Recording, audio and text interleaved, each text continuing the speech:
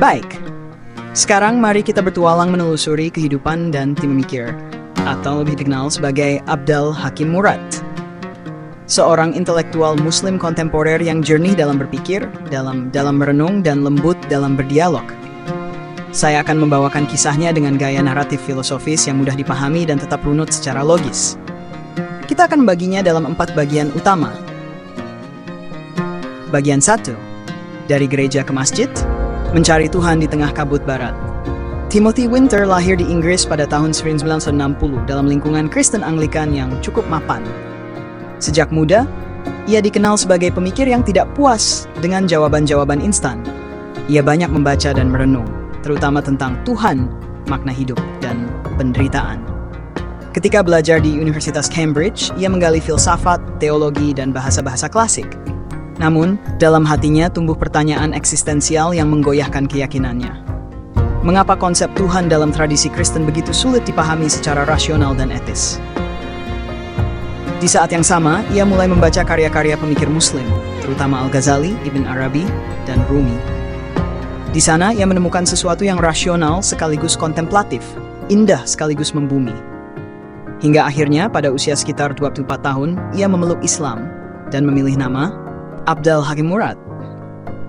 Bagian 2, menemukan Islam di persimpangan jalan filsafat Barat dan spiritualitas Timur. Setelah menjadi Muslim, Abdal Hakim tidak serta-merta meninggalkan warisan intelektual Barat. Justru ia mencoba menjembatani keduanya, dan ini terlihat dalam gaya berpikir dan menulisnya.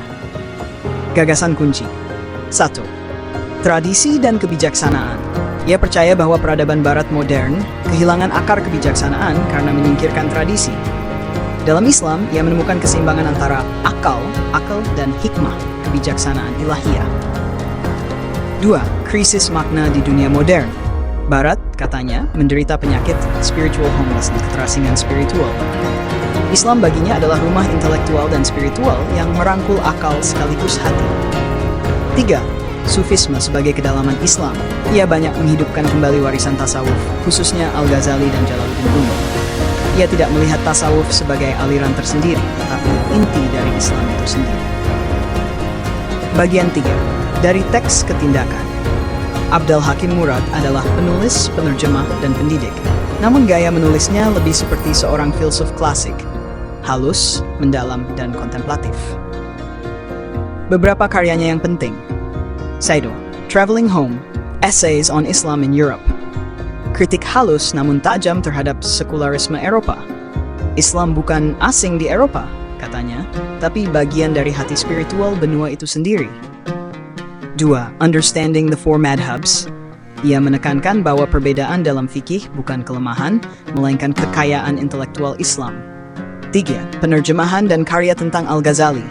Ia menerjemahkan dan menjelaskan karya Ihya Ulumuddin, memperkenalkan Al-Ghazali ke dunia modern. Cambridge Muslim College didirikannya sebagai tempat lahirnya ulama-ulama muda Muslim di Barat yang berakar dalam tradisi tapi melek zaman. Bagian 4. Tokoh yang menginspirasinya dan warisan filsafatnya. Siapa yang paling membentuknya? Mengajarkan bahwa kebenaran bukan hanya logika, tapi juga pembersihan hati. Martin Links dan René Guénon. Dari mereka, ia menyerap perennialisme. Pandangan bahwa di balik agama-agama besar ada kebenaran abadi. Rumi dan Ibn Arabi memberinya bahasa cinta dan metafor untuk mengekspresikan keindahan Islam. Filsafat Islam bukan soal debat, tapi soal kembali kepada Tuhan dengan akal yang jernih dan hati yang tenang, tulisnya dalam salah satu ceramahnya. Kesimpulan, apa yang bisa kita pelajari dari Abdal Hakim Murad? 1. Islam tidak harus anti Barat, tapi bisa menjadi koreksi spiritual atas kegelisahan Barat. 2. Tasawuf bukan pelarian dari dunia, tapi cara menyucikan diri agar terlibat secara bermakna di dalam dunia. Tradisi keilmuan Islam harus dihidupkan dengan akal, bukan hanya dilestarikan dengan hafalan. Islam baginya bukan hanya agama, tetapi seni untuk menjadi manusia yang utuh, berakal, berhati, dan berserah. Jika kamu tertarik, kita bisa lanjutkan ke perbandingan pemikiran Abdal Hakim Murad dengan Syed Hossein Nasr atau Hamzah Yusuf. Penjelasan konsep epistemologi spiritual menurutnya. Refleksi bagaimana Islam bisa hidup di Eropa hari ini menurut kerangka filosofisnya. Mau dilanjutkan kemana?